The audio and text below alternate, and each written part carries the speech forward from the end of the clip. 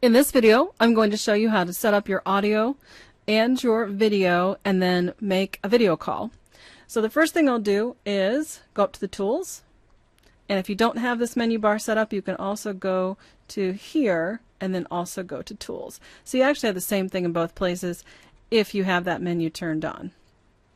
So we'll go to tools then and then go to audio device settings, and it will take me right here, even though I can get to everything else too. So my audio device settings will start here at the top.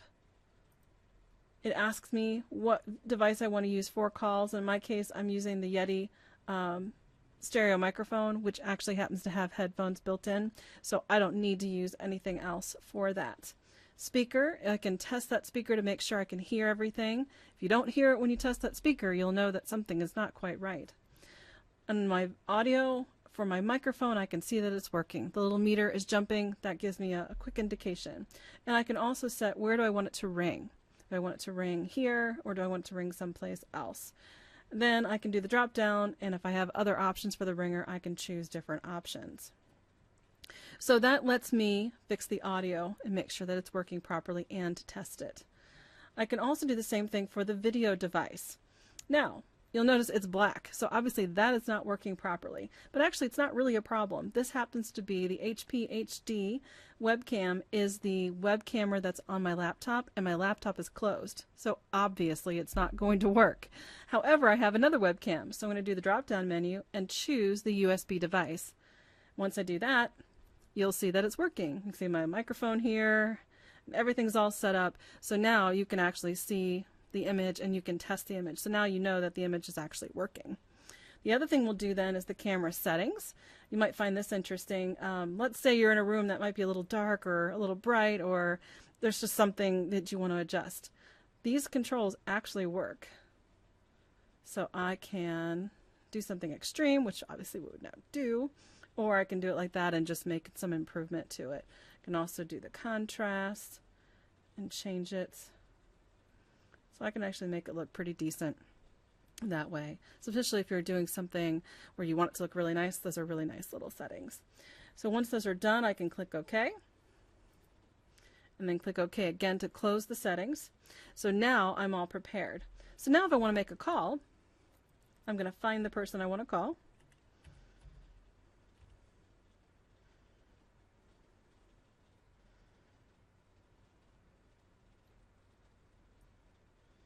And then I'm going to right click, and I can do a couple of things. I can again send an IM, call, or start video call. Since I set my video, I want to make a video call. So I'm going to click on start video call, and then it actually starts. You'll notice I get a little tiny picture down here, and when the person answers, they will see my video. Now they may choose to or not use video, and that's fine either way. So now, and there we go, we have another video image. So now the two of us are having we're having a call, and there she is. And I can even make the picture bigger. And if I had my headphones plugged in so you could hear it, you would also be able to hear the audio both ways. And you can see that she's hearing me because she's smiling. So we know, we wave again, you can hear me. That's right, there you go, so you can tell. So it's kind of neat how you can do that. Now, if I wanted to add somebody else to this is what's really neat.